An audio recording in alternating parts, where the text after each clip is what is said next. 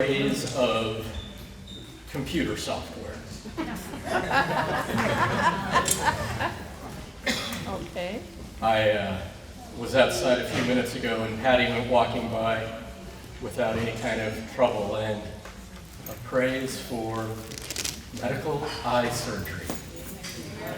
Our front row seat on Miracles is ongoing here at Inside Out, and it's amazing to see. Type 1 diabetes is the destruction of islet cells in the pancreas. Without treatment, your expected life expectancy with type 1 diabetes is about 18 months. The glucose fails to make it from your bloodstream into your cells, you shrivel up and die. Insulin was, I don't know whether to say discovered, understood. Insulin was something, became available quite a while ago. It was extracted from bovine, it was injected as not quite a liquid, not quite a putty, and you could live quite a while with type 1 diabetes. In 1983, a blood glucometer was released to the public, and now you could know what your blood sugar is. So now I could poke a hole in my finger, measure my blood glucose, and shoot insulin, and I could do pretty good. Not me.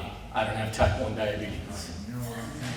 In 1984, a tiny little person about this big was sitting in the back seat of my car as I drove east up Interstate 84 and said, "Daddy, I'm thirsty."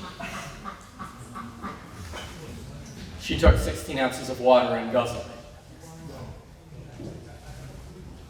it. Probably increased her body weight by 20%. So obviously she needed to pee real bad and not very long. We've been fighting type 1 diabetes since then. There are seminal moments in science and technology. I think of the wheel. I think of the transistor. I think of the integrated circuit. A few years ago, probably 3 years ago, that whole thing of poke a hole in your finger and know your blood sugar, it became something called continuous glucose monitoring. You stick something on your arm, it pokes a hole in you, it communicates, typically Bluetooth, typically to your iPhone, it tells you what your blood sugar is. Then it got a little more sophisticated, it told you what your pump is, so now you're no longer injecting. You're looking at your phone, you're knowing, you're pulling out your pump, and you're adjusting your, what's called the basal rate. The rate at which glucose, or the rate at which insulin is being delivered. It helped. It helped. I mean, first though you're dying, then you're giving bovine insulin, then we're giving insulin with a fairly long half-life. Now we can give insulin that happens pretty fast. It all helps.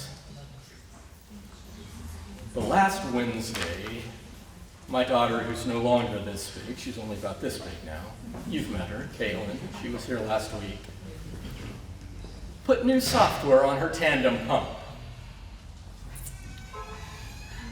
It reads the continuous glucose monitoring, and the old software just merely shut it off if she was going to be below 80 in the next 30 minutes.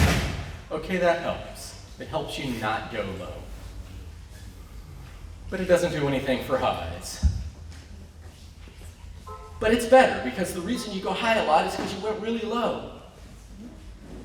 So it helps. But she put some new software on. Now, if you're going to be below 120 in the next 30 minutes, it's going to cut it down to half. And if you're going to be below 80, it shuts it off. And it doesn't turn it on the moment you start going back up. So, it doesn't drive you back low. And I've been watching her blood sugar. There was a time when I personally took responsibility for her blood sugar on a minute-to-minute basis. I never did that good. I was good, but I was never that good. Praise God for software. She sleeps better. How many times have I had a conversation with her? Yeah, I'm just waiting for my blood sugar to go up before I go to sleep. It's 1 o'clock in the morning. She's got to be at school. She's got to be at work. And I just can't go to sleep because what if I go low? It doesn't anymore. Software knows. Shuts it off. Turns it back on when she comes up a little bit. Affects a lot of people. Her husband, who goes to work at 4 o'clock in the morning, stays up with her anyway. It affects a lot. I am thankful for software. Hallelujah. Thank you.